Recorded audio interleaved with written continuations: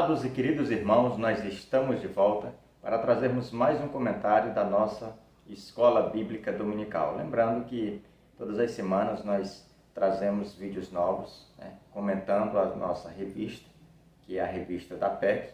E nesse trimestre, o último trimestre do ano de 2021, nós estamos estudando sobre o livro de Mateus. Já estamos na lição de número 3 e o tema da lição de hoje é o Sermão do Monte. Então, nessa lição, a partir dessa lição, nós vamos dar início aos sermões de Jesus, que é a estrutura do livro de Mateus, onde Mateus ele vai registrar todos os sermões de Jesus, fechando já o seu livro com o último no capítulo 24, que é o famoso sermão profético. Mas na lição de hoje nós vamos conversar um pouco, aprender mais um pouco sobre o Sermão da Montanha, que começa no capítulo 5, inicia no capítulo 5 e vai até o capítulo 7.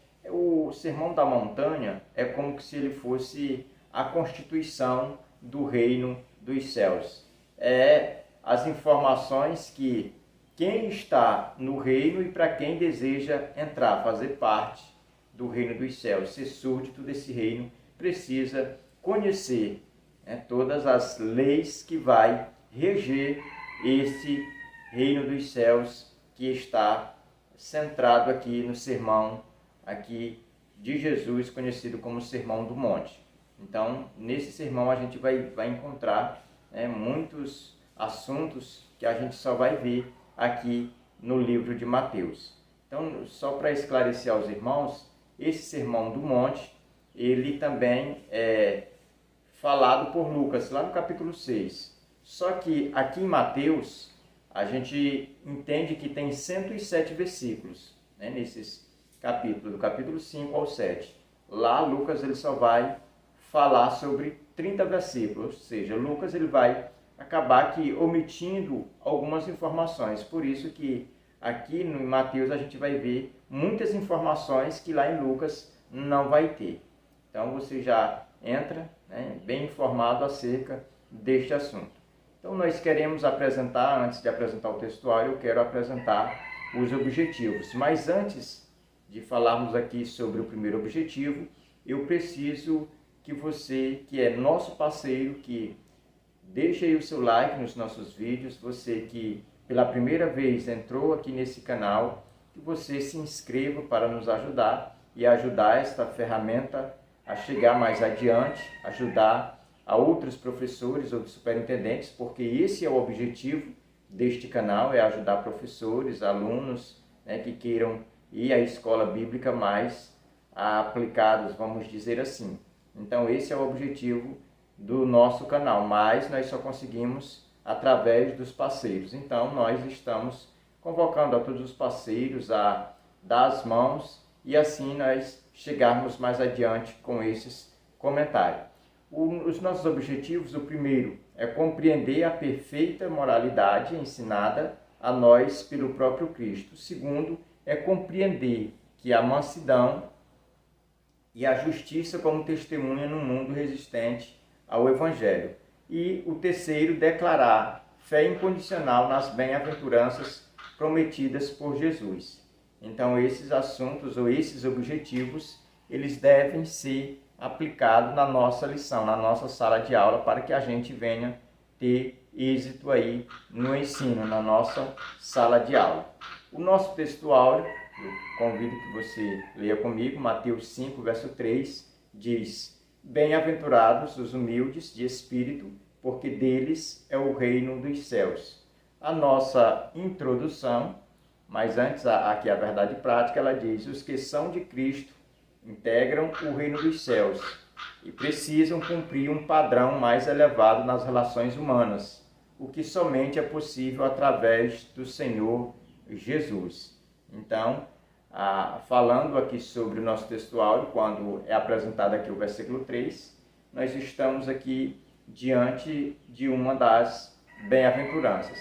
Lembrando aos irmãos que as bem-aventuranças, elas são 8, essas 8 bem-aventuranças, ela traz para nós informações de conduta e caráter cristão.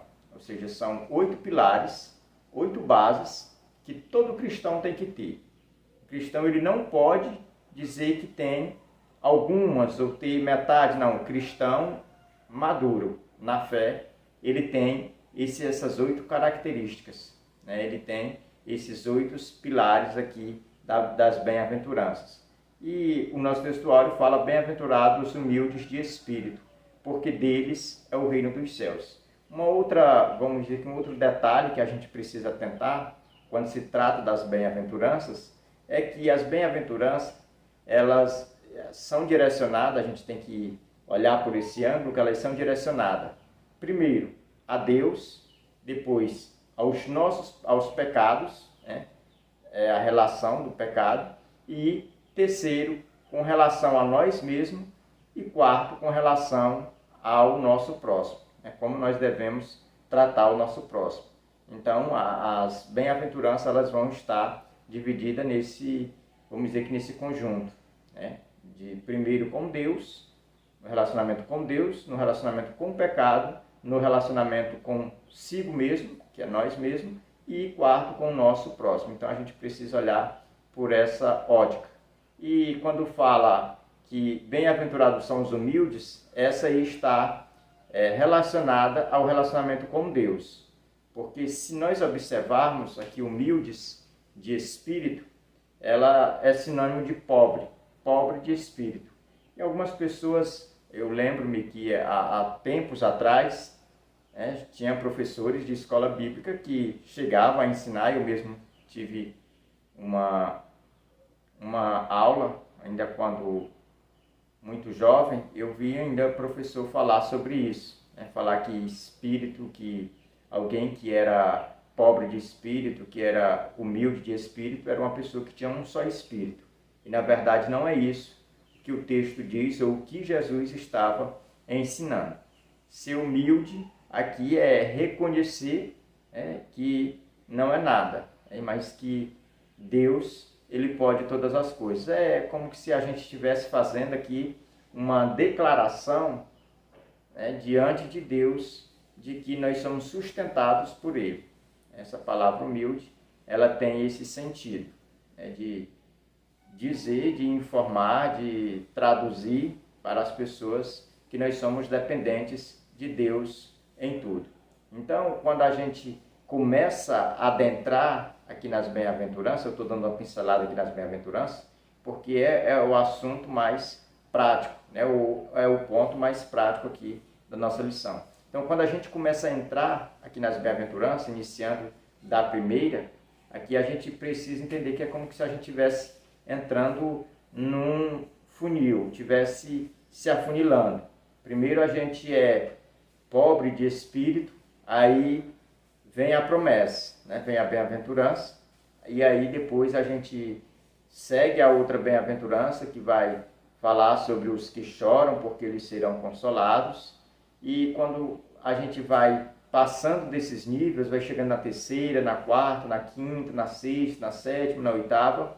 A oitava é a última, é onde a gente chega à conclusão de que a gente está habilitado para fazer parte do reino dos céus, que a gente está habilitado como alguém que faz parte, que é súdito do reino dos céus.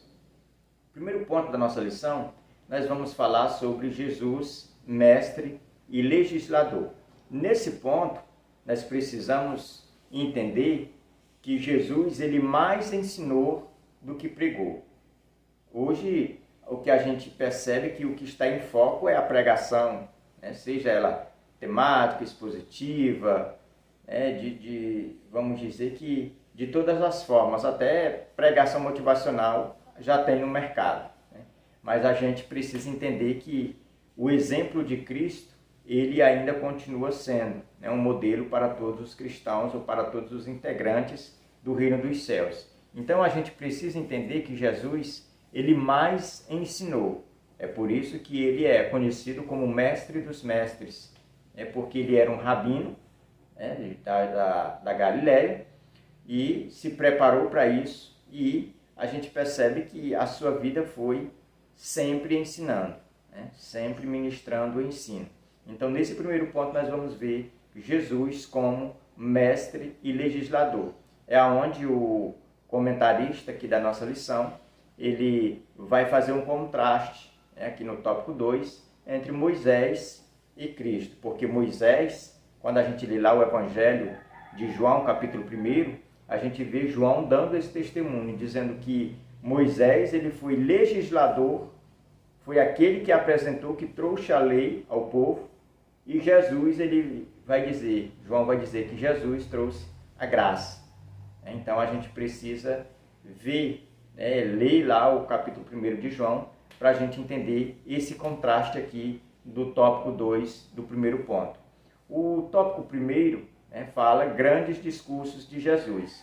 Aqui nesse tópico a gente vai ver que Jesus ele vai ministrar alguns ensinos, e é esses ensinos que o nosso comentarista vai fazer destaque aqui, que é os 5 principais sermões de Jesus, entre os quais nós vamos falar do primeiro, que é o Sermão do Monte. E a gente vai perceber que todos esses sermões, eles tinham por objetivo falar acerca das coisas relacionadas ao reino dos céus. É como se fosse um preparatório para os habitantes do reino dos céus. Então, o primeiro vai falar sobre a Constituição, onde vai englobar vários temas, como, por exemplo, sobre a lei, sobre o assassinato, sobre juramentos, sobre a resistência ao mal, sobre jejum, sobre a confiança no Pai, sobre oração, sobre muitos assuntos. Aqui a gente vai ver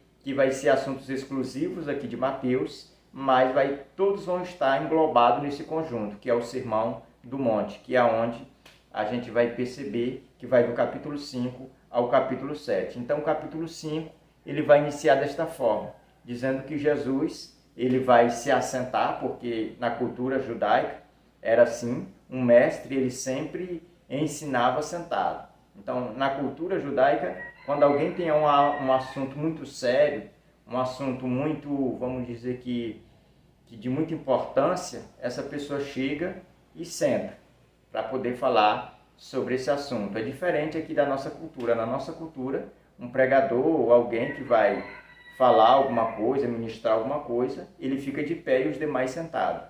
Aqui na cultura judaica é diferente. Eles sentam. E por isso que o texto de Mateus aqui vai iniciar dizendo que Jesus, assentando-se, começa a ensinar as multidões e começa a falar, as bem-aventuranças.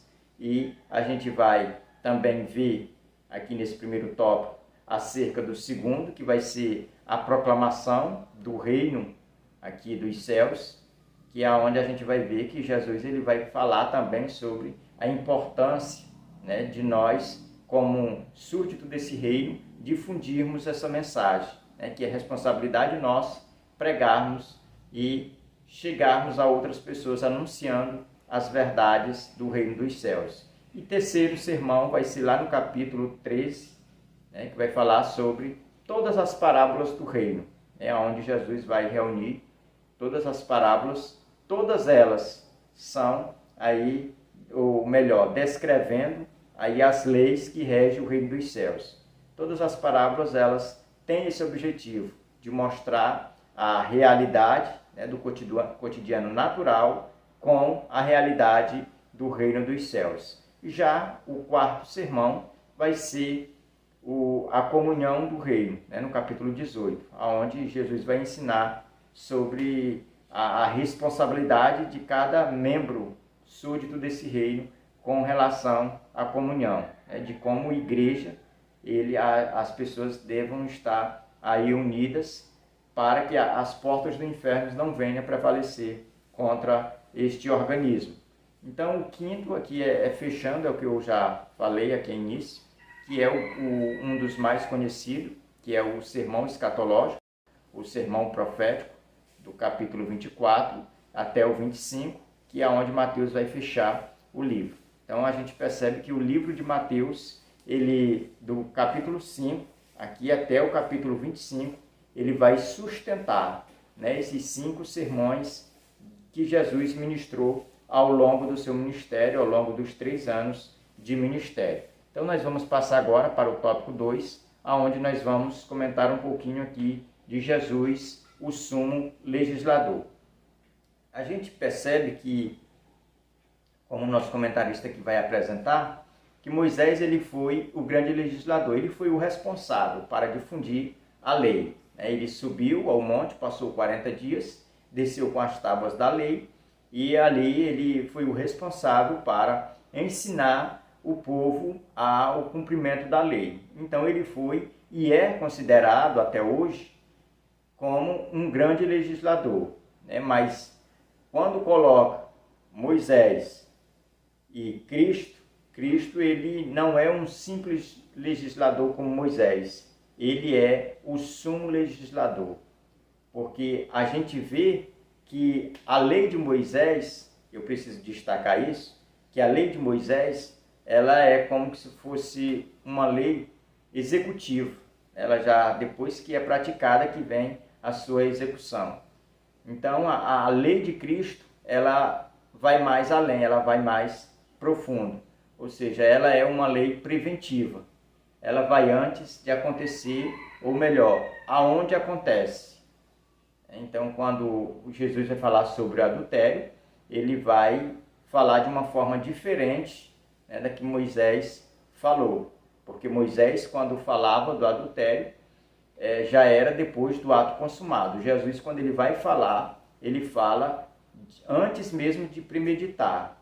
Ele fala que na concepção ainda desse adultério já é condenado. Então, a gente precisa fazer esse contraste entre a lei de Moisés e a lei que Jesus pregou aqui no Sermão do Monte, que é a lei do reino dos céus. Essa lei do reino dos céus, ela é preventiva. A de Moisés, ela é depois que o fato é consumado. Então, a lei de Jesus, a lei do Sermão do Monte, do reino dos céus, ela não confronta em nenhum momento a lei de Moisés. Ela não anula.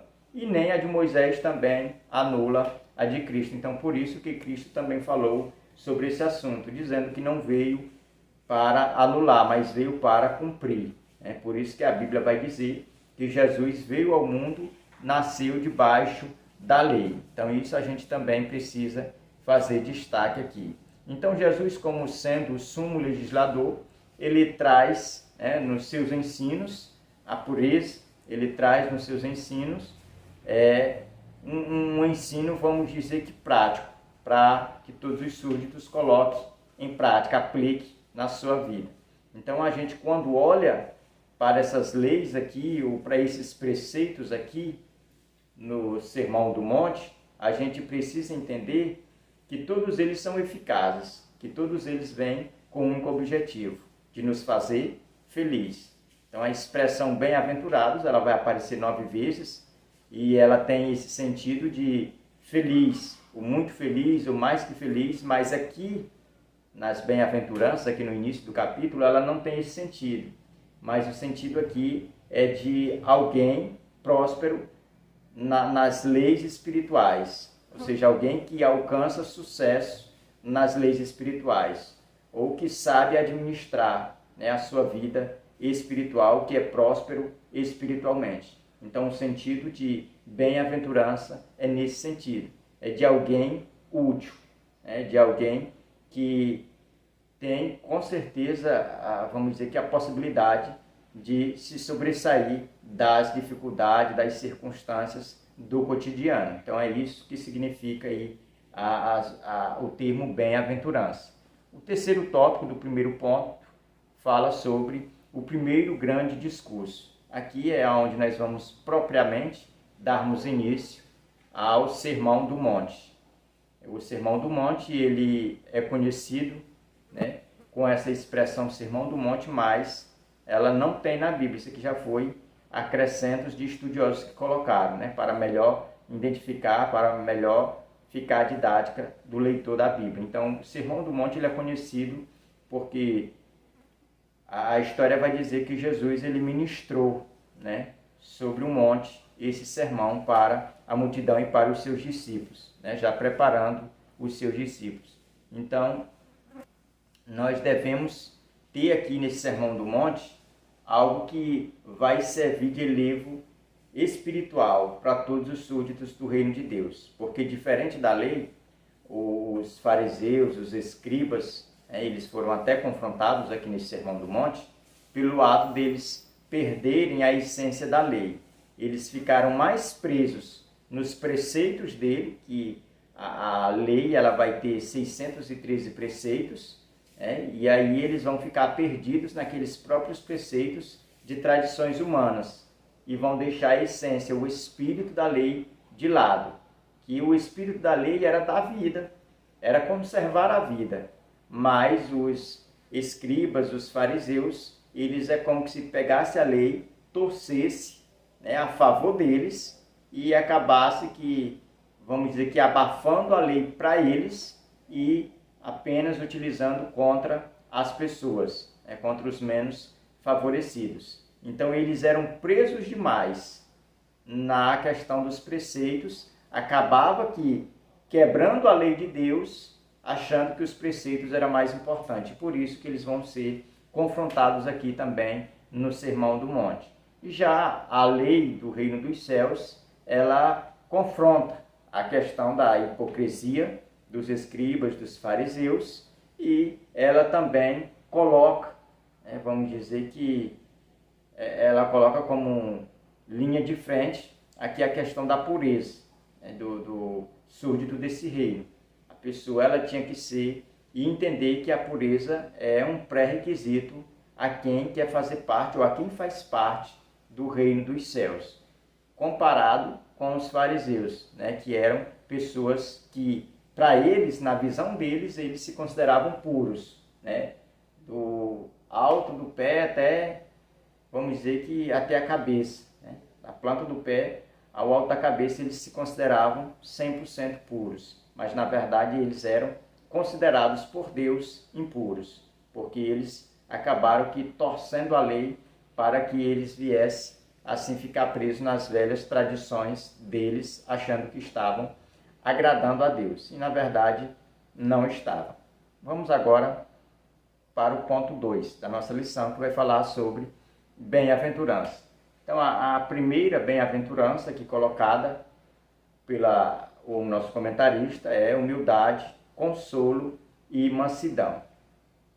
E a gente percebe que estão reunidas aqui três bem-aventuranças, e a gente, antes de falarmos alguma coisa relacionada a esse tópico, nós precisamos entender que assim como essas 8 bem-aventuranças elas estão à disposição dos cristãos, é a mesma coisa que Paulo vai escrever lá em Gálatas, sobre o fruto do Espírito. Se você vê aqui o que Jesus fala, ensina, no princípio aqui, é a mesma coisa que Paulo vai ensinar como fruto do Espírito. Então, esses assuntos, eles não se contradizem, mas pelo contrário, eles se completam. Então, você que quer ter um bom entendimento, precisa dar uma olhadinha lá em Gálatas, quando fala sobre o fruto do Espírito, depois retornar para cá, para as bem-aventuranças. Então, a humildade, consolo e a mansidão. Humildade é o humilde, o pobre de espírito. Consolo é porque aqueles que choram serão consolados. E a mansidão vai falar sobre o manso. Eu fiz, inclusive, algumas pesquisas aqui sobre essas palavras. E eu quero fazer aqui destaque, apresentar aqui para os irmãos.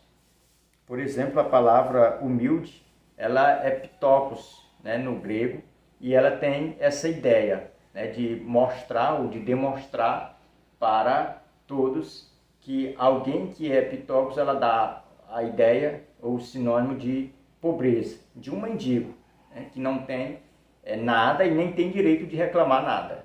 Ou seja, que é totalmente desprovido de qualquer coisa para a sua sobrevivência. Então, um crente, um cristão ou um súdito do reino dos céus é assim. Ele não tem direito em nada.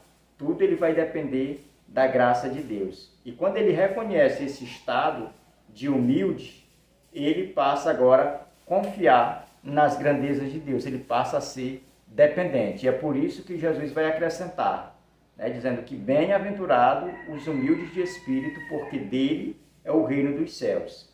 Se a pessoa se reconhece humilde, ela é portadora do reino dos céus. Ela faz parte do reino dos céus. Segundo aqui, é sobre o consolo, quando aqui ela é direcionada ao próprio Deus, quando bem-aventurados que choram, porque eles serão consolados. Então, aqui o que o nosso comentarista ele vai nos apresentar é que o choro aqui não é esse choro natural, que muita gente acha que é. Esse choro aqui é de lamento, por causa de quê? Do pecado, por causa dos males praticados pela nossa natureza. Então, uma pessoa para ser bem-aventurada, e ele só será consolado e consolado por Deus se ele chorar pelos seus próprios pecados e pelos pecados dos seus semelhantes. Se assim ele o fizer, com certeza ele será alguém feliz no reino dos céus. Ele será alguém que tem comprometimento com o reino de Deus. E eu já quero também esclarecer que todas essas bem-aventuranças, elas não nasceram na terra, elas não nasceram do coração humano, elas vieram de Deus. Então, essas bem-aventuranças, elas só se cumprem na vida daqueles que têm o Espírito Santo, como bem destacou aqui o nosso comentarista.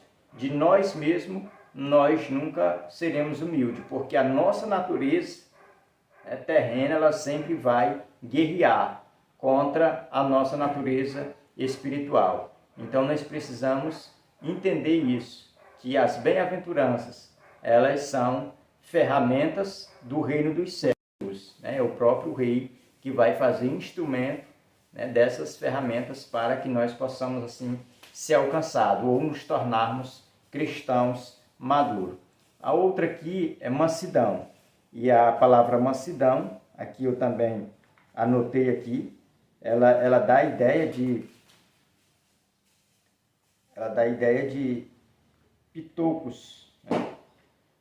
Pitocos é essa ideia de alguém ou de um animal que é domesticado. Quando um animal ele é domesticado, por exemplo, o animal que a gente mais vê que é domesticado, vamos dizer que é um cavalo, que ele é um animal de força, robusto, mas quando ele é domesticado, quando ele é ensinado, ele vive com equilíbrio, ele vive com controle.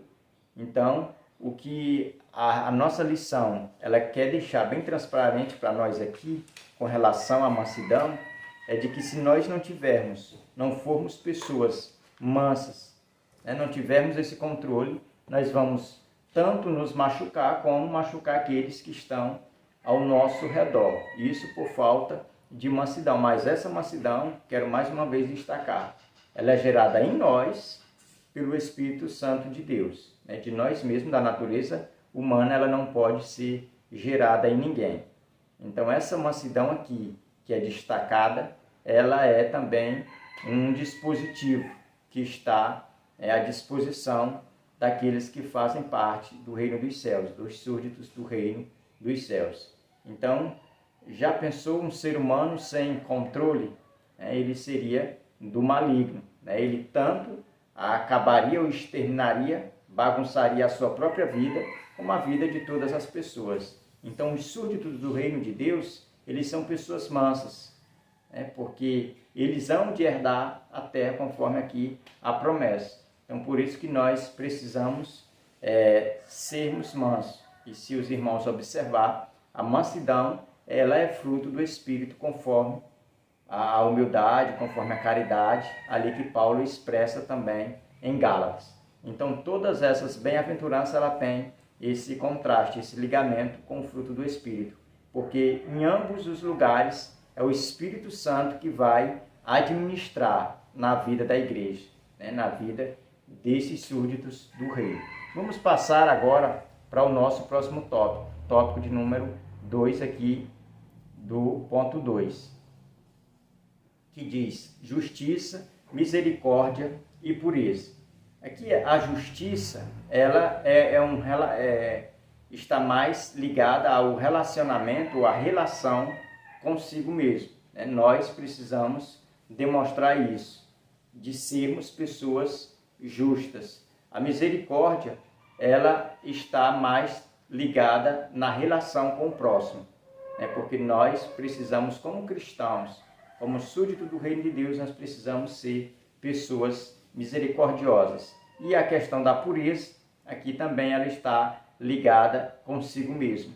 É onde nós precisamos demonstrar a santidade, porque se não assim o tivermos, nós estamos desagradando a Deus.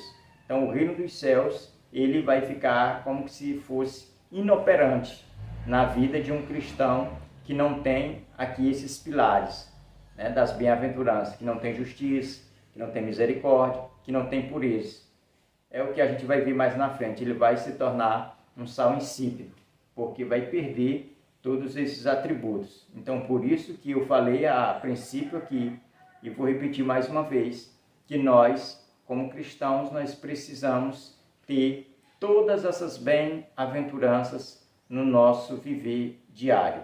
Nós precisamos apresentar todos eles. Não apenas a metade ou a maioria, mas todos eles, demonstrando que somos crentes com maturidade cristã, crentes maduros na fé, crentes que conhecem a Deus. Então, nós vamos passar agora ao terceiro e último tópico aqui do segundo ponto, que fala sobre pacificadores e perseguidores. Esses dois últimos também pertencem ao relacionamento com o nosso próximo, né? Porque aqui é como a gente percebe que pacificadores e perseguidores atributos, ou vamos atribuir a pessoas que promovem a paz de Deus. Não é essa paz que o mundo prega aí não, que é a ausência de guerra, não. Essa paz aqui é aquela mesma lá de Gálatas do fruto do Espírito. Essa paz aqui é a paz de Deus. Ou seja, pessoas que promovem a paz de Deus para si e para o próximo. Ou seja, pega as pessoas que estão próximas e leva a conhecer a Deus. Apresenta diante de Deus. Essa paz aqui que nós precisamos destacar é a paz que nós temos com Deus e a paz de Deus que nós temos em nós. Então isso que a gente precisa fazer destaque, porque se nós não esclarecermos, muitas pessoas vão achar que esses pacificadores aqui são aqueles que fazem essas campanhas de paz, vestem uma camisa branca, acha que a ausência de guerra é sinônimo de paz. Na verdade não é. O que nós estamos falando aqui sobre essa atribuição aqui do Sermão do Monte, sobre essa bem-aventurança, é aquelas pessoas que promovem a paz do reino dos céus, ou seja, a paz de Cristo, que é onde as pessoas que não têm o Evangelho, que não têm conhecimento da verdade do Evangelho, essas pessoas elas são consideradas inimigas de Deus. Mas aqueles que conheceram o Evangelho, que aceitaram o sacrifício de Cristo, eles agora têm paz com Deus, eles desfrutam da paz de Deus e agora eles são pacificadores. Eles são pessoas que vão ser conhecidas como alguém que prega a paz de Cristo, a paz do reino dos céus, a paz com Deus. A questão dos perseguidos aqui é aqueles que vão viver uma forma piedosa e vão ser perseguidos, porque vivem desta forma. Aqui é como o próprio Cristo, que foi perseguido, os profetas, os apóstolos, eles foram perseguidos por amor do Evangelho. Então essa perseguição ela é algo natural na vida de quem pertence ao reino dos céus. Não é nenhuma inovação, não é nenhuma novidade, porque a Bíblia ela está repleta de promessas, de afirmações de que aqueles que querem viver uma vida piedosa, eles vão ser perseguidos. Então nós precisamos entender isso e passar isso para os nossos alunos, de que essa perseguição ou essa bem-aventurança, ela está acompanhada de uma promessa, que é bem-aventurado aqueles que são perseguidos, porque eles vão ter um direito, de fazer parte do reino dos céus. Então nós precisamos entender que os perseguidos vai ter galardão. Esses perseguidos, eles vão receber uma recompensa.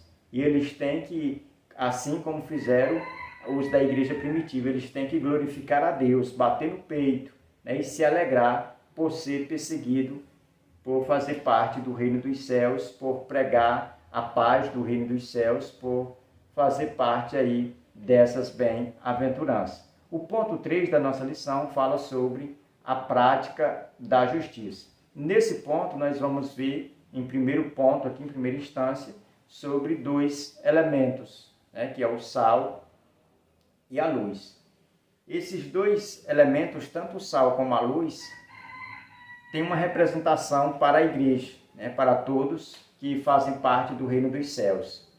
Pessoas que são vistas como luz do mundo, a igreja é vista como luz do mundo e sal da terra. E eu, quando falo sobre sal, eu lembro da história que um certo credor, ele ganhou o monopólio do sal em uma região, e aí ele foi e exportou uma grande quantidade de sal para o vilarejo onde ele morava, a cidadela onde ele morava, e levou aquela grande quantidade de sal. Chegando lá, ele não tinha um lugar para colocar. O que ele fez? Ele alugou 65 casas do vilarejo, da vila, e aí encheu aquelas casas de sal. Não passou muito tempo, passou alguns anos, aquele sal, ele perdeu o seu sabor, ele perdeu ali o seu efeito. Por quê? Porque ele foi colocado em contato com o chão. E aí, com o tempo, ele foi perdendo ali a salinidade. E a gente percebe que esse credor, o que ele fez? Ele tirou, porque ele tinha que entregar as casas, então ele ficou no prejuízo. Ele tirou o sal e só jogou no meio da rua para ser pisado pelos homens. Então é dessa forma também um cristão que anda de mãos dadas com o mundo. Um crente que não tem essas bem-aventuranças. Um crente que está na prática do pecado. Esse crente, ele pode até ser um sal, mas vai ser um sal insípido. Vai ser um sal que não vai servir ou não vai cumprir a sua utilidade. Porque ele vai estar ou perder os seus nutrientes. Então a gente precisa já fazer esse destaque. Que um crente como sal, ele tem que ter o poder de conservar. Ele tem o poder de provocar sede. Ele tem esse poder de, ao mesmo tempo, de dar sabor, de dar gosto nas pessoas. Então, um crente, quando ele perde esses valores, ele só vai ser pisado, vai servir aí como pedra aí de escândalo.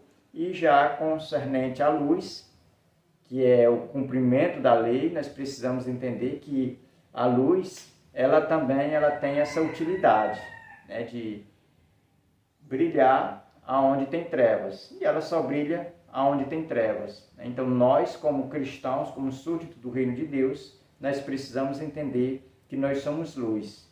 Nós somos luzeiros neste mundo de densas trevas. Então a luz, ela serve para advertir. E é por isso que nós, como igreja, advertimos acerca da santidade, da pureza, acerca também do juízo final, da morte, do pecado, do juízo, da justiça e, claro, da vinda de Cristo. Então nós, como luz, nós precisamos alertar, nós precisamos andar e servir de alerta para todos aqueles que estão ao nosso redor. Nós, como igreja, nós precisamos ter esses atributos, tanto do sal como da luz. O tópico de número 2, aqui do ponto 3, ele diz padrão novo e melhor. Aqui nesse tópico a gente vai ver que Jesus ele vai criticar, de uma forma direta, os escribas e os fariseus. É onde Jesus vai dizer aos discípulos, dizendo, olha, a vossa justiça tem que exceder, e muito, a dos escribas e fariseus, porque senão jamais entrareis no reino dos céus. Então perceba que Jesus aqui ele coloca um padrão para as pessoas que querem tomar posse do reino dos céus, aqueles que querem entrar. E qual é o requisito? É uma justiça que exceda a dos escribas e fariseus. E qual era essa justiça dos escribas e fariseus? A justiça deles é que eles faziam algo para serem vistos. As orações deles eram em praça pública para que fossem vistos. E é por isso que Jesus vai ensinar a oração do quarto de porta fechada, né, e orando ao Pai que está em secreto. Então a gente percebe que a vida dos escribas e fariseus, aqui servindo de padrão negativo, a gente percebe que eram vamos dizer que uma vida de aparências, né? Eles vestiam vestes longas e demonstravam santidade, mas na verdade, por dentro, eles estavam como uns sepulcros calhados. Por fora tinha uma mão de tinta, mas por dentro era podridão. Era algo que exalava, né, um fedor do qual as pessoas elas procuravam se afastar. Então eles demonstravam santidade, mas na verdade eles eram mais pecadores do que aqueles que não conheciam. Então aqui Jesus está exortando aos ouvintes do Sermão do Monte a terem a sua justiça e que essa justiça ela seja ou exceda a dos escribas e fariseus, ou seja, esteja em um nível mais além, mais acima. Ou seja, é algo que você não pode fazer no reino dos céus para ser visto, para agradar alguém, mas tem que fazer para Deus, com o objetivo de agradar somente a Deus. E é isso que Jesus vai fazer destaque aqui. Concernente ainda às atitudes, né, negativas aqui dos escribas e fariseus, a gente precisa também aplicar isso no nosso dia a dia. Quando o nosso comentarista aqui ele fala sobre a questão das esmolas, né, que as esmolas elas têm da forma correta de dar. Com a mão direita e a esquerda não saber o que a direita fez. E hoje, o que a gente mais vê concernente a esse assunto é pessoas dando uma esmola aqui, dando uma cesta básica ali, vai lá, tira um selfie e coloca nas redes sociais. Ou seja, essas pessoas estão fazendo o mesmo papel dos escribas e dos fariseus. Não está excedendo a justiça dos escribas e fariseus. Então, a admoestação nessa oportunidade tome muito cuidado como você está usando, né, ou praticando esse padrão, para que esse padrão novo que Jesus apresenta aqui no Sermão do Monte, ele venha fazer parte das nossas vidas. E que se nós estivermos agindo como os fariseus e escribas, que nós venhamos nos arrepender, voltarmos a praticar o bem. E o terceiro tópico aqui é sobre a oração. Esse assunto sobre oração é algo que é vital para a vida cristã. Não existe vida cristã sem oração. A oração, ela faz parte de todo cristão, ou deve fazer parte de toda a igreja. Porque a oração é um canal que nós, como cristãos, podemos nos comunicar com o nosso Deus, com o nosso Rei, né? Com o Criador. Então, quando uma pessoa ela para de orar, ou ela não faz nenhuma oração, ela não tem contato, né, com o Rei. Ela não tem contato aí com aquele que é o Rei do reino dos céus. Então, por isso que Jesus ele fala sobre a oração e ele vai deixar um modelo de oração, que é a oração do Pai Nosso, aqui nesse sermão. E nessa oração do Pai Nosso, existe ali alguns pontos aonde você precisa aprender. Existe ali na oração do Pai Nosso, vamos dizer que um esboço de oração, aonde nós temos que entrarmos, né, em uma oração sempre gratos, sempre com a motivação certa. Porque quando nós lemos Tiago, nós vemos que Tiago ele diz que as pessoas não sabiam orar. E quando elas oravam, elas não sabiam pedir. E quando pediam, elas ainda pediam mal, porque elas pediam para satisfazer o próprio ego. Então, as orações elas têm que ser na motivação certa, que aí ela vai ser ouvida, vai ser respondida, vai ser aceita diante de Deus. Então, quando se trata de oração, eu não quero dizer aqui que as orações elas têm o poder de manipular Deus, de colocar Deus contra a parede. Não, a oração não faz isso. A oração ela não vai mudar Deus, mas ela vai mudar nós mesmos. A oração ela é para o nosso próprio bem, assim como o oxigênio é para nós, para o nosso corpo, para nós sobrevivermos, assim é a oração. A oração ela faz bem para nós que oramos, Porque quando nós estamos orando, nós estamos confessando que nós somos falhos, nós estamos confessando a nossa dependência em Deus, nós estamos apresentando as nossas dificuldades e por isso que nós, como crentes, precisamos atentar para esse requisito do súdito do reino dos céus. Pessoas que oram. Então a oração, ela não tem que ser uma oração como alguns por aí afora ensinam, né? De tanto pronunciar e tal, aquela coisa acaba se tornando uma reza. E a oração, ela é algo que tem que sair espontâneo, não é nada ensaiado, é algo que sai do coração. Porque quem vai levar essa oração diante de Deus é o Espírito Santo que vai administrar. Quando nós não sabermos o que falar ou não sair nenhuma palavra, o Espírito Santo ele nos entende. Ele vai entender a nossa necessidade e ele vai assim suprir, né, aquilo que nós estamos necessitando. Então, nem sempre toda oração que você fizer, ela vai ser ouvida. Por quê? Porque Deus ele sempre vai proporcionar a nós o melhor. Às vezes, se fazemos uma oração e ela não é ouvida, pode ser dois motivos. Primeiro, porque a motivação está errada, do pedido. Segundo, é porque Deus tem algo melhor para nós.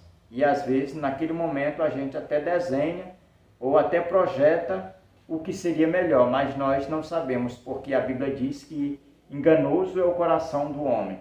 Então nós temos que orar confiando a Deus e que a vontade dele sempre venha prevalecer na oração. Então eu quero aqui fechar esse comentário dessa lição de hoje com a nossa aplicação pessoal que diz: aquele que integra o reino dos céus possui direitos concedidos por Cristo e nele obtém a capacidade para agir, cumprindo os deveres do reino. Então, que Deus abençoe. Até o nosso próximo encontro, em nome de Jesus.